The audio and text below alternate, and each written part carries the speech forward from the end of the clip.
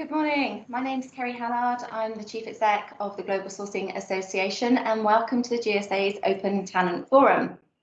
So this is probably the third session we've had in our Open Talent Forum.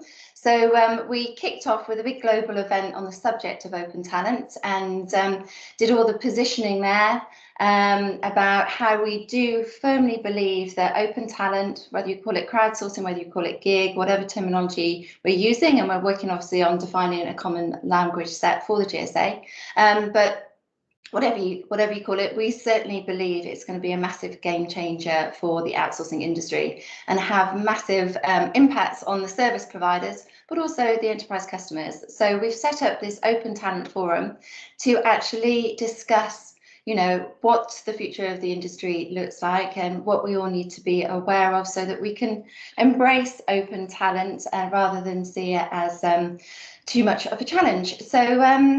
So I'm going to hand over very shortly to Barry Matthews, who's the chair of our Open Talent Forum. But before I do that, I just wanted to say that this is a forum, so it is for discussion. So please do put digital hands up, get involved, share your opinions. We really want to, you know, get you involved and hear from you.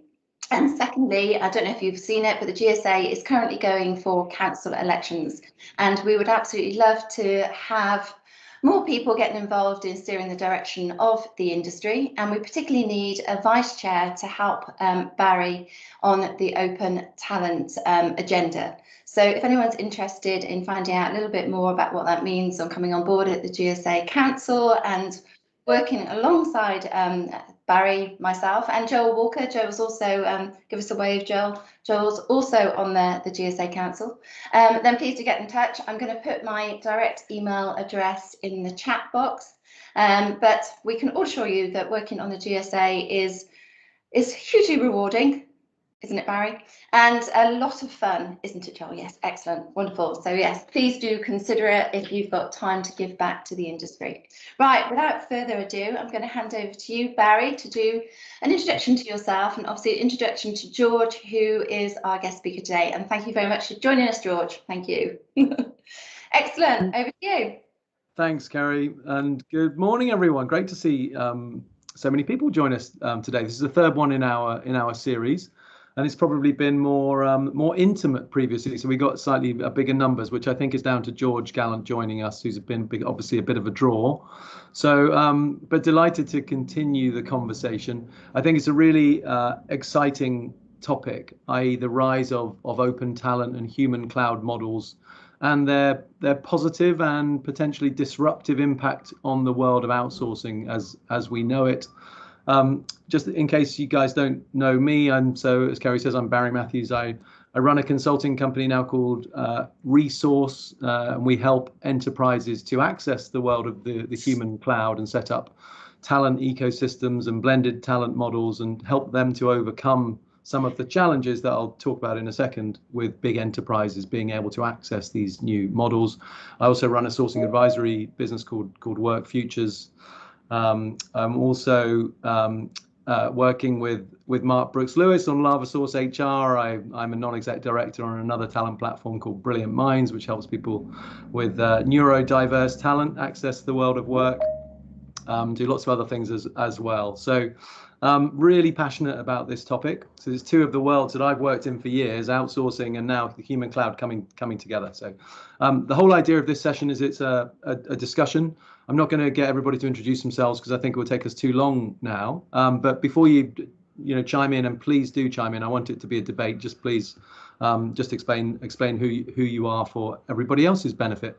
Now I'll introduce George in a second, but first, because there are some new people here, I just want to just set some context, because there are four themes that are influencing this discussion, which I think are incredibly important. So let me just touch each of them in turn, and then I'll turn to George, and then we'll open up the floor. So the first one is that demand for outsourcing services, particularly IT outsourcing, is growing incredibly fast. It's not going away any time soon. In response to the pandemic, enterprises around the world are looking for service providers to help them with their digital transformation needs. Outsourcing service providers, despite all their platforms and tools, still need people in large numbers. The big ones employ hundreds of thousands of people, and they're going to need more and more people to satisfy the demand from global enterprises. If you saw the ISG index, the company that I used to run the UK business for, and do a quarterly index of the outsourcing industry, which is very good. I recommend it. There's lots of deep data. But I think it was earlier this week, but they said that the as a service world, all things cloud and as a service, was up 41% year on year. The general market's up 30% year on year. I know it's a strange year to compare, but basically they're seeing unprecedented demand for outsourcing services, right? So the world of outsourcing is in a very, very good place, and they're going to see significant demand. The second theme is that there is an increasing digital talent gap. It's growing every day. The demand for digital roles is significantly outstripping the supply of those roles. I don't actually know why this is. I'm running a podcast next week with someone to talk about why more young people aren't going into technology roles. But according to Microsoft, the gap is going to be 150 million wide by 2025. So we're short of 98 million software developers, 23 million cloud and data roles, 20 million data analysts and machine learning and AI roles, 6 million cybersecurity roles. It's going to be really, really hard for those service providers, the outsourcing service providers, to attract and retain the levels of talent they need to service their customers. Doing things in the same way just isn't going to work because the talent gap is getting so much wider. The third theme is that there are an increasing number of individuals who are deciding to pursue independent careers and work as freelancers rather than maintain a full-time employed position. It used to be, I can't find a job, I'll go freelancing. It's really not the case now, especially with the younger generation. They're currently estimated to be about 200 million freelancers globally, and that number's growing every day. As we come out of COVID, and some firms will ask their employees to return to commuting to the office, that number's likely to increase. There was an article that I commented on LinkedIn last week. It was an NBC News article called The Great Resignation. And it was a survey from Monster.com, who may have a vested interest, of course, but they found that 95% of workers are thinking about finding a new job. This was in the US. 92% would consider switching industries for a new position, and mainly as a result of burnout. We all probably, like me, sit here at this laptop and go from call after call after call after call. And so they're thinking about looking elsewhere, and they will increasingly look to take more control of their careers and work independently. And if you look at the younger generation, this was another Microsoft study, 84% of millennials and 81% of Gen Zs said they would consider joining what is, as Kerry said, called the gig economy. So increasing number of individuals deciding to pursue independent careers is the third one. And now the fourth one, the way people around the world find opportunities is beginning to change, and it's being driven by digital technology. So marketplaces that match supply of talented individuals from anywhere in the world, and they match them with demand from global enterprises, are growing. It used to be that if you wanted to get a good job, you'd have to go to London, or you'd have to go to Silicon Valley, or you'd have to go to Delhi or wherever. Well, now you don't have to if you can work globally and remotely, as long as you've got a laptop and an internet connection and some talent, then through human cloud marketplaces that match supply and demand, you can find opportunity. And there are hundreds of human cloud marketplaces, and they're growing. I read a statistic, they're growing at 2 new ones per week. I think we've got about 300 in our directory on our website. Now, the biggest 3 that you probably will have heard of, Upwork, Fiverr, Freelancer.com, well over 100 million registered users between them, revenues increasing quarter on quarter. I think Upwork have got 475,000 clients a year delivering $1.7 billion worth of work. Their revenue grew 30% quarter on quarter. Annual revenue, just the fees that they get, is now $500 million. So they're still small, but growing small compared to service providers anyway, but growing incredibly quickly. So that's the fourth one. If you think about those 4 themes that drive this discussion, and if you accept those 4, and I'll open up in a second, you might not accept those 4 points, but it would seem to be an obvious step to me that outsourcing service providers need to look at different ways of attracting talent and look at human cloud models to supplement and augment. We're not looking at replacing, I don't think, not yet anyway, but we're looking at supplementing and augmenting. And so rather than hiring all of their talent or using traditional freelance models, they're exploring ways to add the talent that they desperately need from human cloud or open talent marketplaces. But it isn't easy. Decades of doing things in the same way, working with agencies or partners or deep-rooted ways of thinking about talent result in what I've been calling this digital talent paradox, where the talent on the marketplaces in the cloud can't quite access the demand from the global enterprises, including the outsourced service providers demand, because organizations think in the same way that they always have about risk, compliance, security, IP, privacy, quality. And if you can overcome all of these things, then we really will start to see supply and demand meet in the middle, and then we'll see scale. And we talked a little bit about that in the last session with Connor Heaney from CXC Global about compliance and employment classification. And so we need to get all of those things sorted. We also need to get messaging to end user clients for service providers sorted, because there's nothing to stop end user clients going direct to the human cloud themselves. So it's a really interesting time in the market for service providers. And you'll find that most service providers are starting to look at this and do something. And some have started the race much earlier and have done more things in the human cloud and been more successful than others. And one of the first to dabble in the brave new world was Wipro. Through their acquisition of Aperio in 2016, they acquired Topcoder, which is a crowdsourcing and now a human cloud platform that provides global skills on demand. And we are fortunate enough today to have to George with us, who worked at Topcoder for many years running their large accounts, and now works for Wipro, the owner of Topcoder, running their large accounts. And so he's intimately acquainted with both worlds. So George, I'm sorry about that long-winded intro, but welcome. Tell the audience a little about yourself, and then we'll open it up for questions. Cheers, Mary. I was laughing earlier, by the way, because you called me a draw, and you said we've got a good attendance. George, you must have been the draw. I'm usually the guy that's invited to a party where they want to clear a room, not bring people into it. So thank you for that. Somebody leave, George, but down to you. That was down to me. Definitely me. So thank you. Yeah. Hi everybody. Looking forward to this discussion and getting to know a few of you later on. And yeah, I'm George.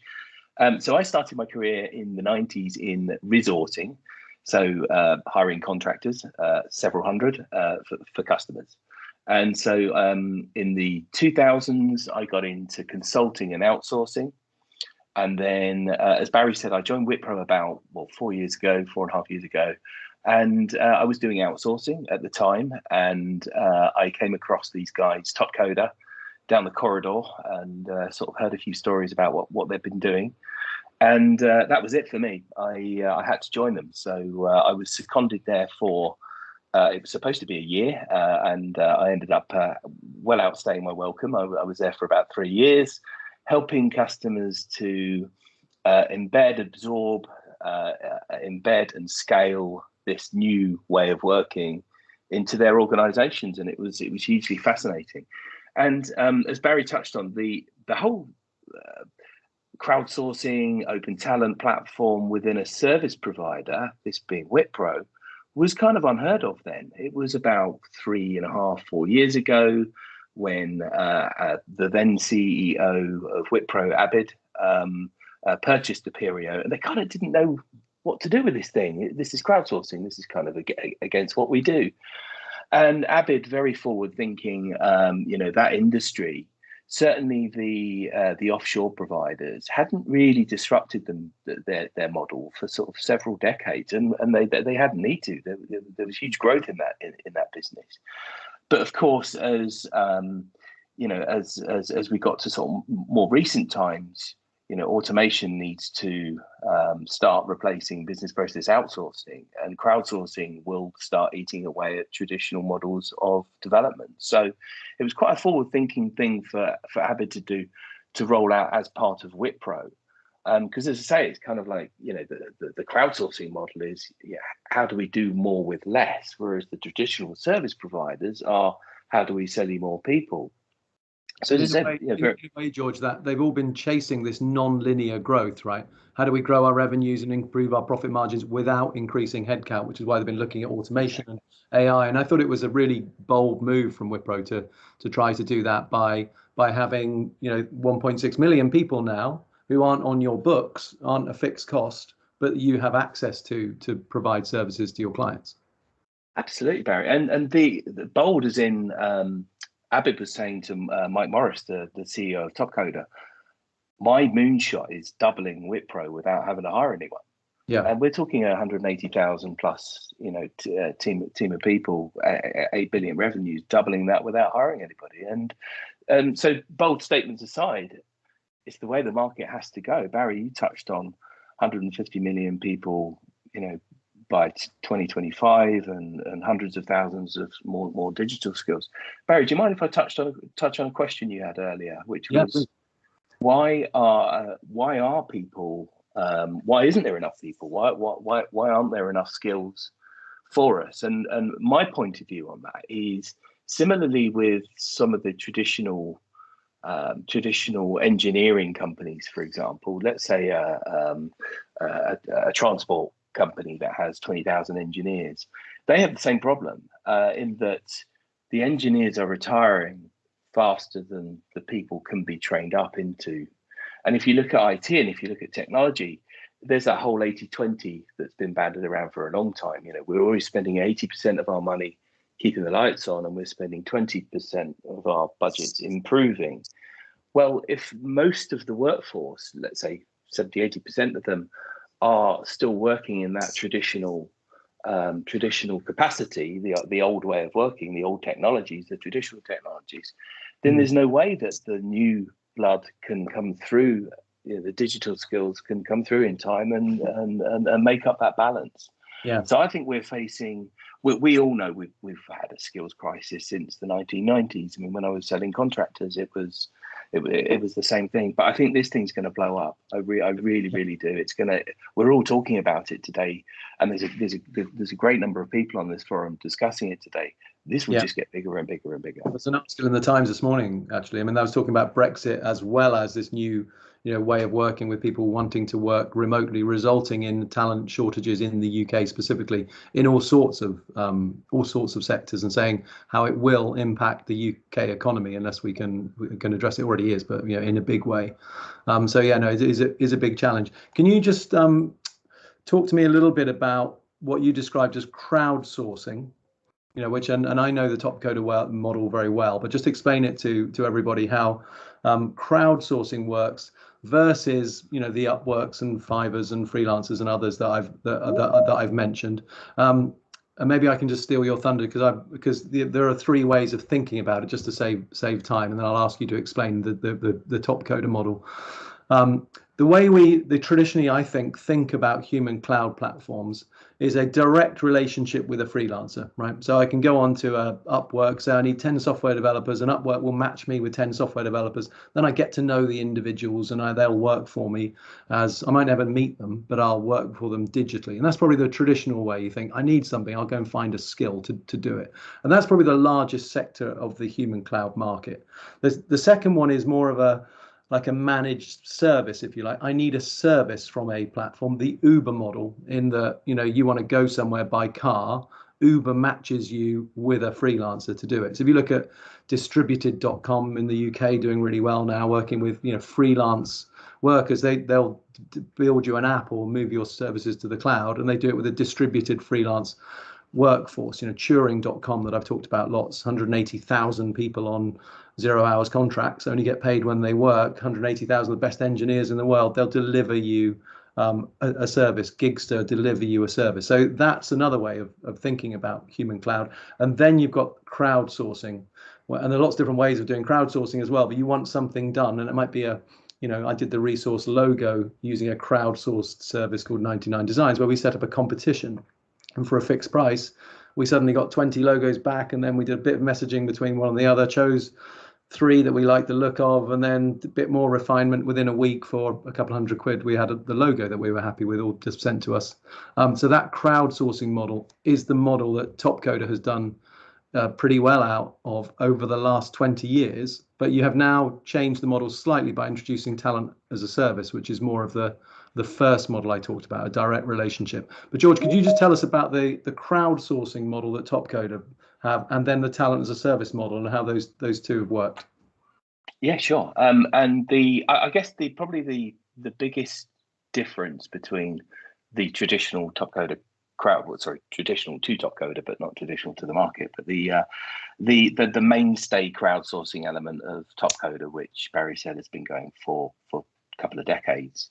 The unique thing and the biggest difference between that and hiring of a freelance resource is the taskification and the distribution of small components of work, and then distributing those small components of work across the entire world, irrespective of where you're from or what your degree is or what your CV says. This is purely based on, can you fix this component? Can you design this screen? Or can you write this piece of code? Or in some cases, can you answer this technical question?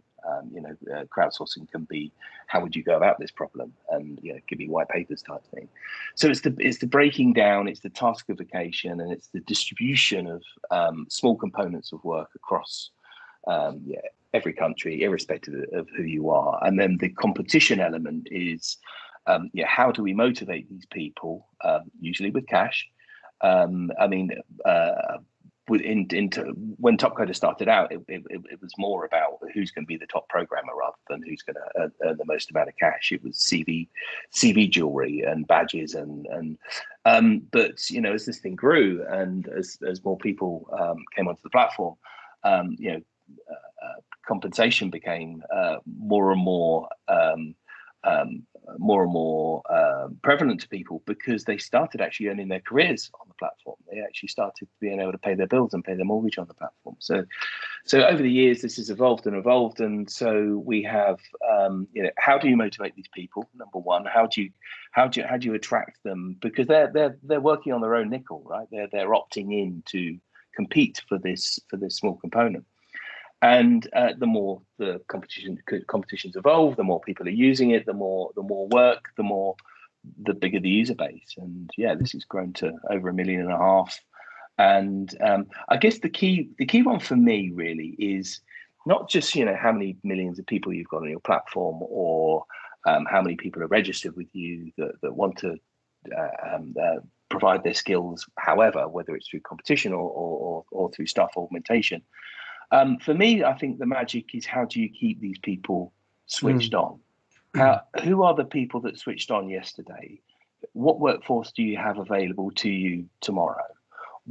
And that I think is going to be really key to the future of the platform economy that we're seeing right now. So that's one. The second one for me is, a lot of these platforms, and I include Topcoder, are very good at providing the best skills, the top 2%, the top 5% of the skills that the world is looking for and crying out for. What about the 95%? And I think this is really where the future lies in the talent economy. How do we have people onto our platform and engaging and skilling up to become the top 5% or the top 3%? And I think that's where platforms like Topcoder probably have a good play, because if you build training and training paths into that, and if you build mentorship into that, and if you build communities into that, then you're starting to see an answer, or at least we're going towards the answer to the problem that we're all of us on this forum today are concerned about. How are we going to find those 150 million? Yeah, absolutely. One of the things I have found, though, my experience in focusing purely on this over the last 12 or 18 months or so, has been that the enterprise demand is certain shape, and the human cloud supply is a different shape. And making those shapes fit, it's round peg, square hole thing, is really hard, right? Because most of the marketplaces don't really cater to the enterprise particularly well. And when I'm talking about payment terms, getting a marketplace to sign up to 60-day payment terms, well, it is hard, if not impossible, for some, and then they'll charge factoring, and there's all sorts of complications. Getting an enterprise to accept that their indemnity and liability levels on a marketplace are completely different than they would be working with an agency or working with a subcontract service provider. Getting enterprises to agree to the fact they can't send laptops around the world for freelancers to use as they have done in the old world, because it's simply not practical and it's not necessary, and putting in place some form of VDI type model or even VPN, but typically VDI type model, and and then others around IP and privacy, and these are the challenges that big enterprises of any shape and size, whether they're service providers or not, face. And that's what I don't think the human cloud marketplaces have been able to fix yet. Now, I know Topcode have done a pretty good job at that, and the likes of Upwork and Freelancer.com have their enterprise divisions, and they're trying really hard to fix that. But until we fix that, I think enterprise will still find it really hard, and that's the great unlock that I see, is when you can fix that. I've talked about it as an ETL or a translation layer. I think that's what needs to be unlocked for this to really grow at scale. By the way, and don't think of this as a podcast, or if you guys want to stick your hands up or just shout out, please do, because I want to turn the conversation onto Wipro now, and just to think about how Topcoder and Wipro came together. My reading of that from afar was that it was probably quite difficult to start with, and I don't know whether this is true or not, George. My assumption was, from working in outsourcing for many years and seeing cloud come into play, and it cannibalized traditional infrastructure models, and service providers therefore weren't incentivized to sell it, and so it took them a long time. And then I watched RPA come into play, and it cannibalized labor models for outsourcers, so they weren't keen to embrace it, but then they did in the end. And I see the Topcoder and Wipro coming together, human cloud and crowdsourcing models coming into outsourcing, is exactly the same thing. Wipro sales guys probably finding it quite difficult to start with, to sell Topcoder services, because it would cannibalize their fixed managed service revenue streams. And I'm assuming that was probably the case at the beginning, but I'm also assuming that you've overcome that now between the two organizations, and there's now a happy marriage.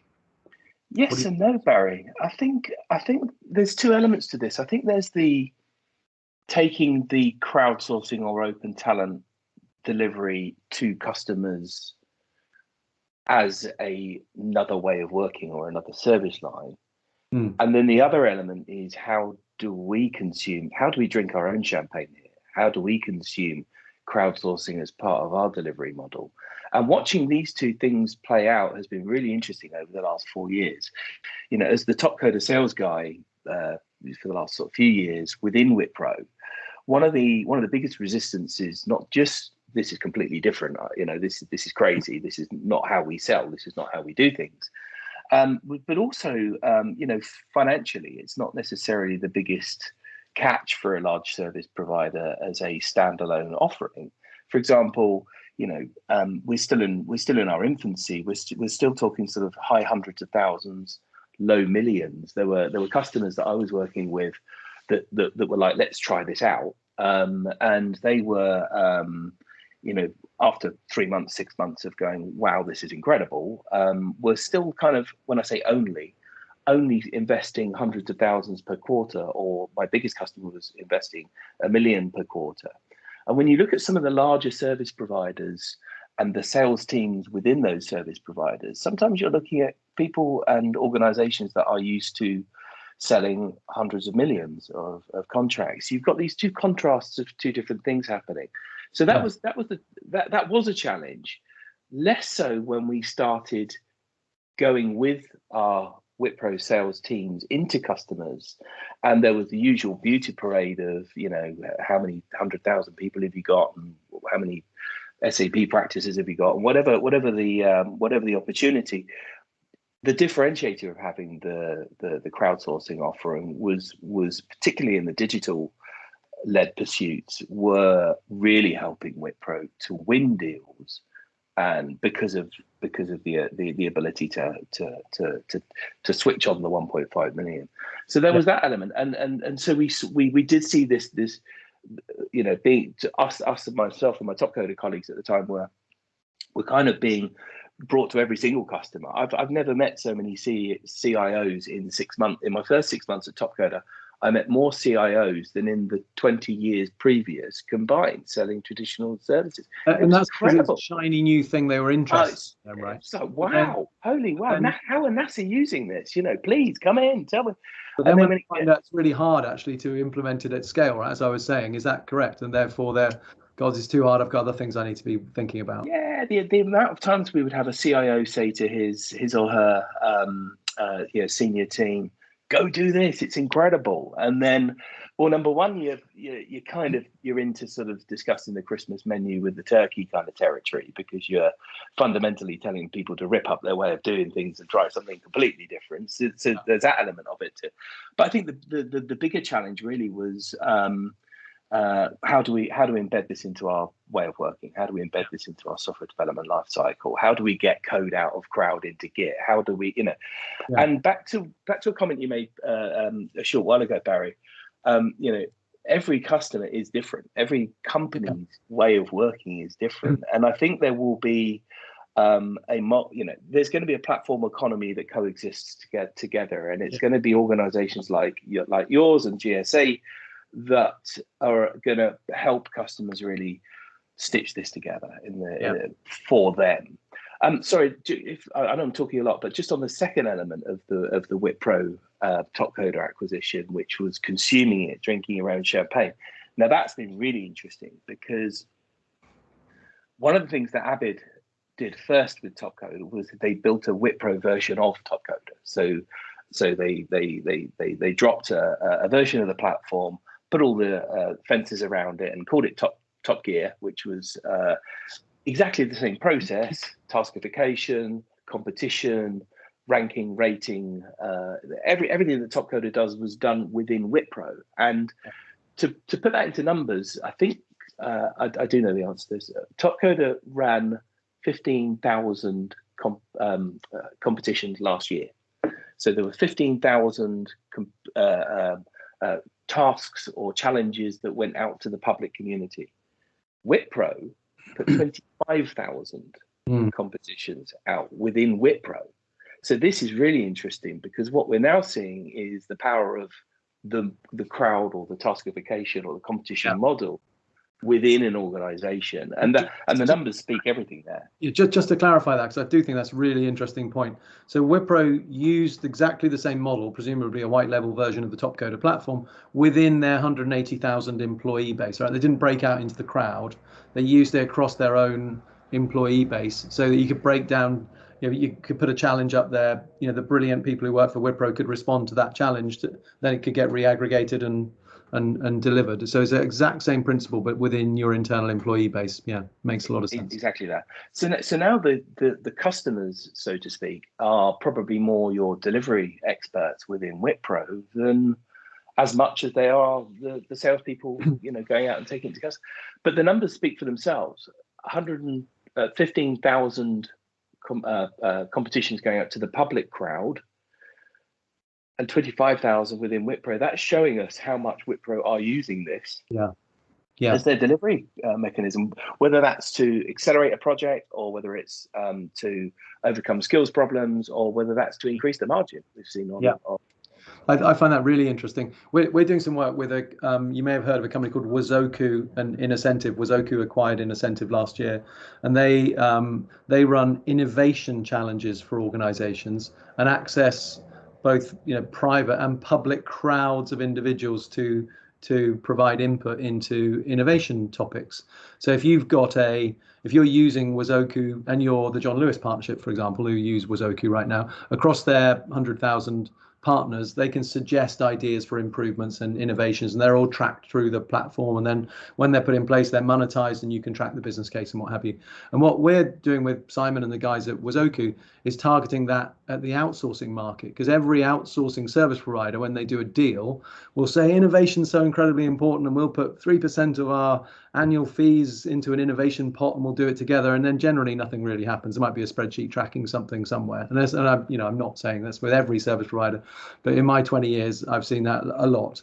And so we're saying, imagine if you took that innovation pot, and we'll hold you to it, and you invest it into this particular platform, and then through the relationship between whatever, I'm making it up, Lloyds Bank and IBM, then we'll have that, 10 million a year that you're investing in innovation. We'll track it through in incentive, and we'll go out to your customers and all of your colleagues on Lloyds and IBM, and potentially your supply base and maybe other service providers. And it's all, the confidentiality is managed.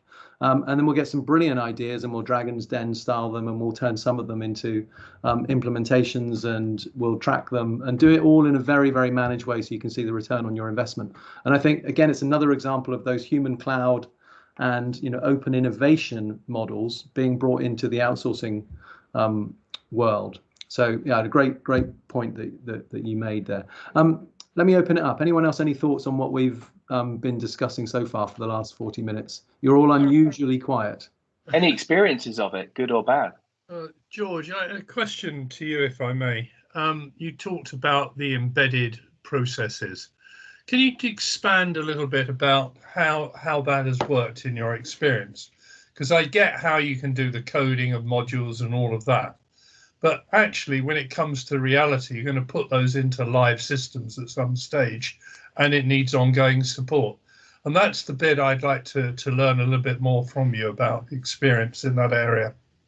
Absolutely, Ian. And so the sort of 3 years I was with Topcoder within Wipro, I worked with comms companies, both in the UK and across Europe, manufacturing companies, a couple of banks, insurance companies in Europe, a public sector organisation. This was an interesting one, a defence contractor in London, right? That's going to have some pretty locked down processes in terms, not just in terms of how do we deliver our services, but what countries are we allowed to help, Sure. use to help us. Health and life sciences, which is clearly a different ballgame when it comes to IP protection. So various different organizations, various different industries, various different ways of working, various different software development life cycles, various different technologies. So I think the key, where we were successful with a disruptive model like Topcoder, was where companies were willing to work with us and work out where those sweet spots were. And I think the most important thing for us to all be honest about is this type of disruption doesn't work with everyone and every way and every process, etc. So it was really finding where the sweet spots were. And some examples of that were, I came across an organization that really wanted to use the crowd for ideation, but they wanted to develop the product themselves. So they were just using the crowd to accelerate the first few weeks of, if they were, say, for example, putting together next generation inventory in the common space, they probably wanted ideas from people outside of the common space to disrupt their way of thinking. And the crowd's good for that, because they would go to the crowd and they get some left field ideas and take them forward themselves. When it came to, I think specifically your question was looking at how do we physically embed this into our software development life cycle? How do we securely do this? And another good example of where it worked really, really well was where we had a team of people on a new project that could not have been done in the timescales that we needed to do it, had it not been for being able to dial up 1,000, 2,000, 10,000 people. So what we did in that instance, we had 2 or 3 people from the customer, we had 2 or 3 people from a service provider, Wipro on this example, and then the crowd for certain elements of work. So we talked about the taskification and the atomization of work. It's typically in 1 day, 2 day, 3 day, 5 day, 10 day kind of sprints. And what we were able to do was work, so assemble a team as you would. So you've got Scrum lead, squad lead,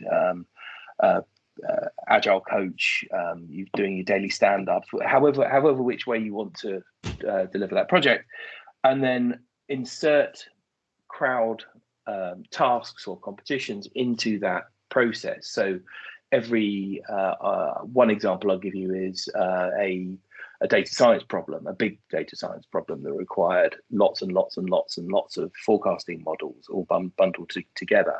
and it needed to be done quickly because of COVID, and there was a lot of unpredictability in the business, etc.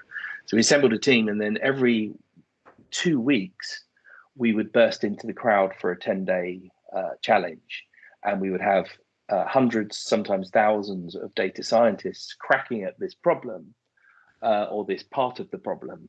And then we would be able to pass the results back into the internal team and then start using those models and testing those models and doing what we would do, you know, back under the covers, back in on live data, back in our secure way.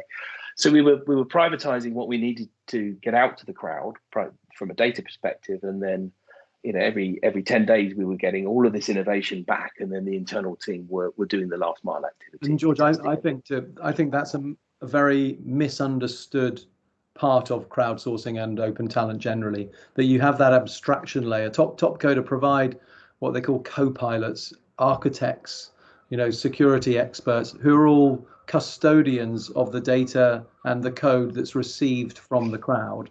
You know, they have Chrome extensions into the development environment, so crowd guys can develop some software. It then goes back to Topcoder, who, you know, clean it and make sure it's secure and brilliant, and then integrate it into a client environment. And I think when people think about this, they think, oh, I'm letting these random people from around the world access my code. You know, that's crazy. It doesn't work like that within a Topcoder type scenario. It might with others, but it doesn't in that scenario. And I think that's been key to Topcoder's success. Although I would say relative success, given it's been around 20 years and it's such a brilliant concept, it's really struggled to grow to the extent that I, you know, thought it would when I first heard of it. I would agree with that, Barry. I think the in terms of scale, I saw an interesting comment this morning that I'm going to repeat from a guy called John Younger. I don't know if any of you have heard of him. Yeah, John Wells. He writes for Forbes magazine. In fact, he interviewed me the other day, and I'm interviewing me again in a couple of weeks' time. Oh, cool. Really nice guy. Cool. I'm glad I mentioned his name because I was listening to him this morning, and he said, talent is distributed evenly, opportunity is not, and I absolutely loved it. And that for me is how we crack the code of the, you know, of distributed talent and on-demand talent and borderless workforce, and whatever we call it. And to a certain point, I think the reason I mentioned that, Barry, was back to your comment.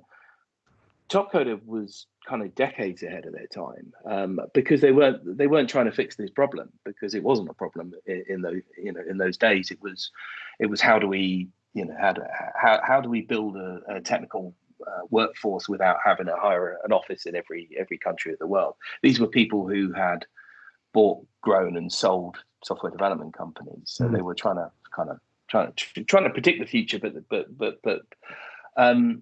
it certainly wasn't what it is today, which is just huge opportunity. And I think part of the issue, the challenge wasn't the skills, because we knew where they were on the platform.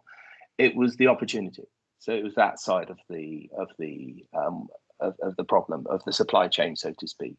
It was the supply end that was the problem. That's obviously not the case anymore, but with something that's very, very a different way of working, like crowdsourcing, there's still a lot of education to be done. Yeah, which is why I think we're seeing the top coders now do the top-down model of talent as a service. Now, if I could touch on that just really quickly, the challenge is there, not just for Topcoder or TopTal or insert 2,900 other platforms here, that Connor and his crew are fixing down at CXC, which is how do we do this in the most effective and compliant way across all of the countries?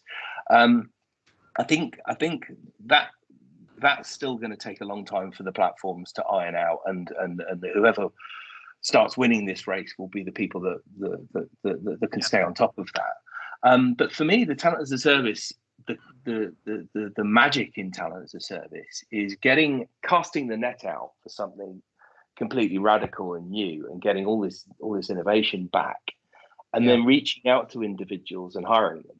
That to me is where the magic is, because you've solved that whole conundrum of, has this person got the right skills, because they've just predicted the future for you or with you, and then you can reach out to that person and hire them.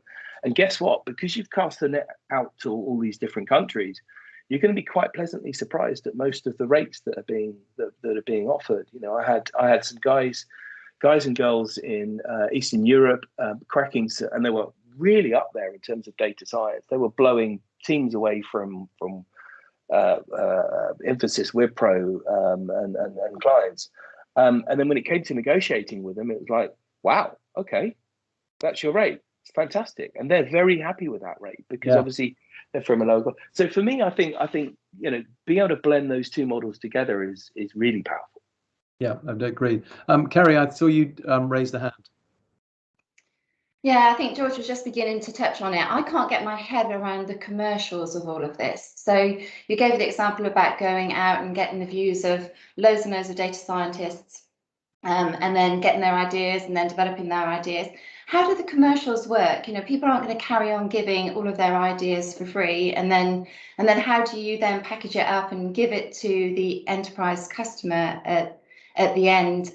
Yeah, if you can explain that a bit better, that would be great. Yeah, sure. Because we need to motivate these people, right? They rankings and ratings only go so far if people have bills to pay. So how do we encourage people to back themselves? And the answer is pay for more than one prize. So a design competition, for example, we will pay the first five people who are ranked and rated as the top 5 submissions. Now, the interesting thing about a design competition is you can set the problem and people can have a look at the problem for 24 hours or 48 hours and assess whether they want to have an attempt at that problem. And then we will open up what we call a checkpoint review where people are submitting ideas.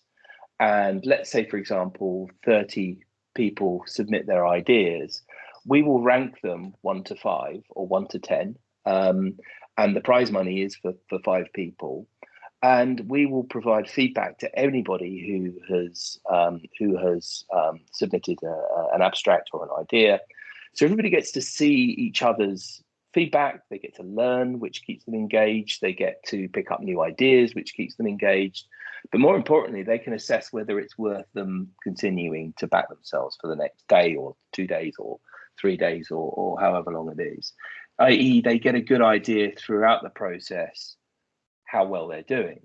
And then at the end of the competition, we would pay the top 5 submitters. We would rank them 1 to 5, and then the customer would own the intellectual property of all 5 designs. So, and it's more often than not that the customer would say at the end of the process, I love that dashboard, but if we could have those colors and if we could have that bit, I love that idea on submission number 3. So what you're actually getting, you're not actually getting an app, you're getting a ton of design ideas that you can then pull together, and you can then either hire the 1, 2, 3, 4, 5 designers and bring them, you know, in your organization to work with you, work for you. Or you can then take it forward yourselves or whatever. So it's really a case of, and with development, for example, we do something what we call first to finish. So whoever can crack this code and achieve a certain quality level once it's been reviewed gets the prize money. And we do that also for bug hunts. So it's back down to the taskification and the atomization and the small components of work. So if you go onto the platform, you can see competitions for $50 or $20 or $100. And as people get good at winning and they get good at coding and they get better and they start winning cash and they get to the point, say, for example, where it's considering giving up your job and doing this full time, which you know a large number of people do. It's really about is there. No, please. Sorry to interrupt, George. I was just thinking that's a really important point, Kerry, actually, is that certainly to start with, a lot of people on the Topcoder platform and on other crowdsourcing platforms would be doing it as a side hustle alongside their day job. So they're paying the mortgage with the day job. They're brilliant at coding, so they go on to Topcoder and take part in a competition. If they win, wow, that's brilliant. That's, you know, that's money for Christmas or the summer holiday.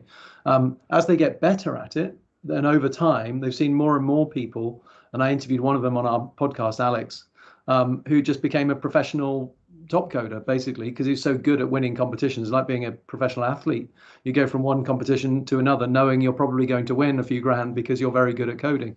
And then they've been made careers out of working on Topcoder. But not only that, because there are so many other platforms, they know that they can always pick up work regardless of platform. It could go from Topcoder one day to, Expify the next, and to Upwork the next if they wanted to. So they know they've got this sort of growing, increasing supply of opportunity that they could respond to. So I think that's part of the dynamic as well.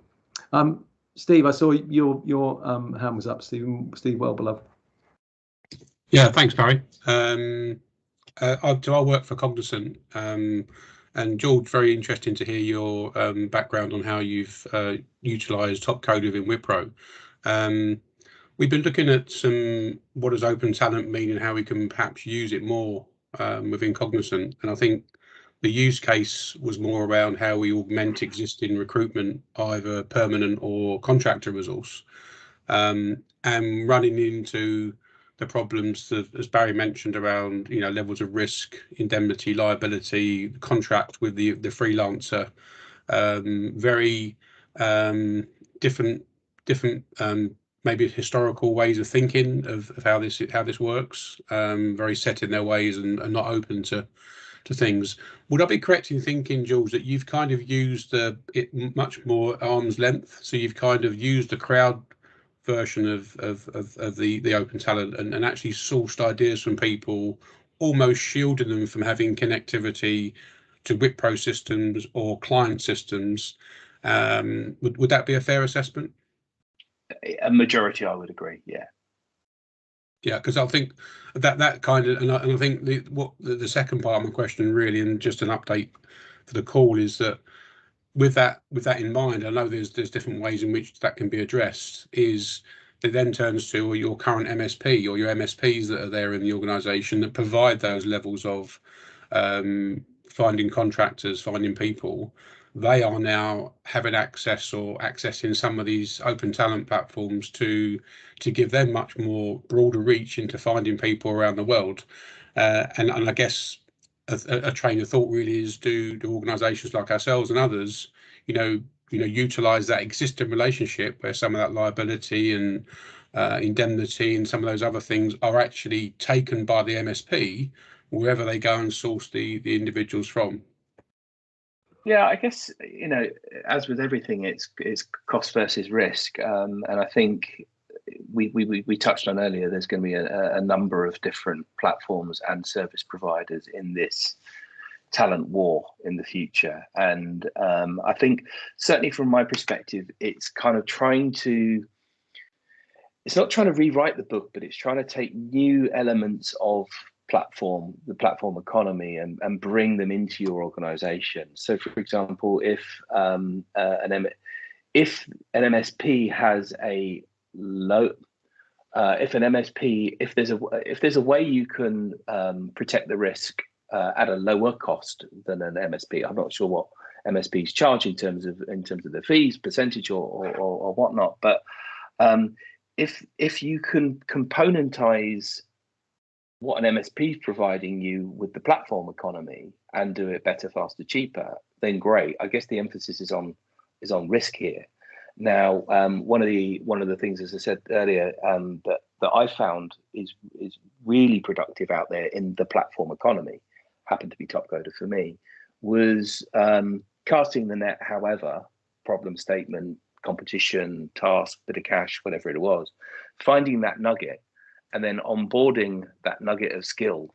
I shouldn't call people nuggets, on that human being, that skilled person, but it's a nugget in terms of its golden nugget. It's a silver bullet in some cases. Oh my goodness, we found that games designers can bring the transport network to life, and they can test trains, in virtual reality. That's a golden nugget, in my opinion. There's humans behind the answer to that problem. But if you can start getting these magical answers to questions that we would otherwise find difficult to answer within our own skills or our MSP skills or contractors, and then onboard that person the most cost effective and risk averse way we can, then I think that's where the magic will be. And as I say, everybody works differently. Yeah, my view on that golden bullet or silver nugget or whatever it was, is there'll be a blend. So the MSPs, the agencies, the Kellys and Hayes and Randstads of the world are absolutely massive, and they're trying to do things in a historically a standard way, find contingent and freelance labor, but they will charge you a service, and a managed service, and they offer all sorts of different things: sourcing, recruitment, compliance, indemnities, etc. But they'll charge you anything up to 40% for that, and that is changing because they're facing increased competition. The complete opposite of that is direct sourcing to a marketplace, where you're not basically, or you're paying whatever the marketplace charges, but it's just typically much less than that. Some of them charge freelancers, some of them don't. Some of them will charge you, I think the lowest I've heard of is 3%. Others go up to, Upwork Enterprise is 30%. So it really varies, but you're not going to get the same level of protection. Inevitably, what we're seeing is the MSPs dipping into the human cloud pond to increase their breadth of access to talent.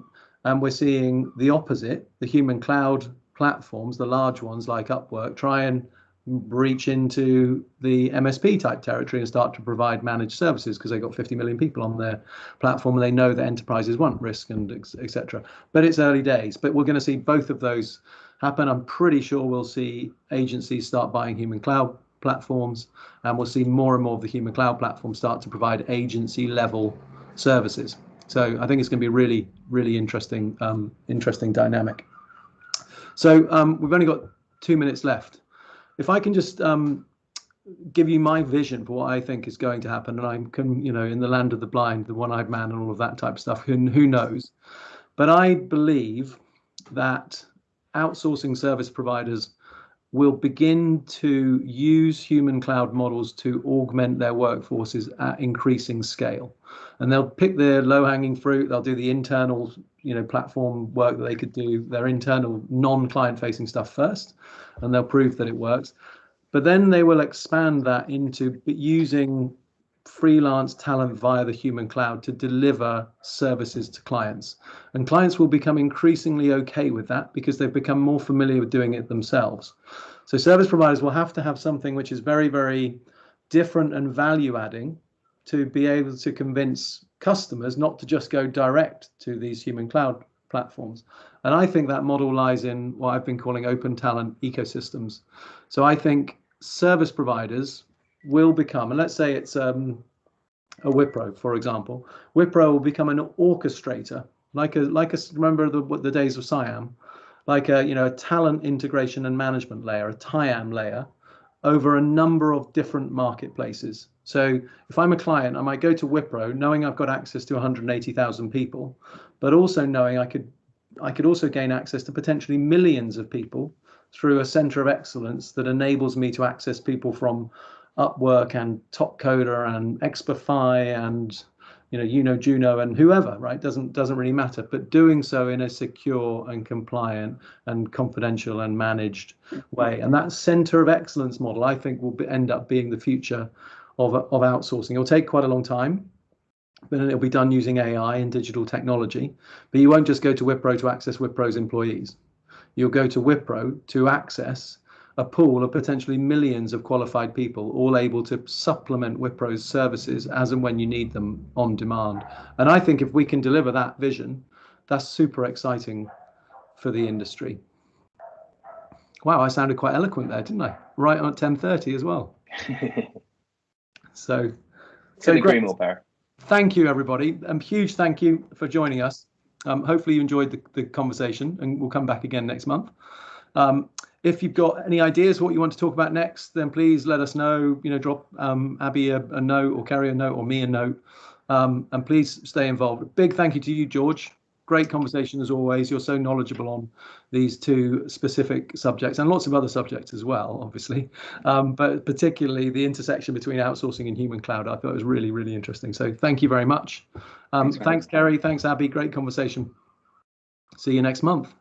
Okay, thank you, Barry. Thank you, George, and thanks everybody else. for joining us. So do please drop us a line as to what you'd like to see covered in the next Open Talent Forum. We've got some ideas, obviously, but we'd like to hear your views. So please drop us a line. Okay, have a great day. Thanks very much, Have a good Barry. day. Thanks. Bye. Yeah. Bye. Bye.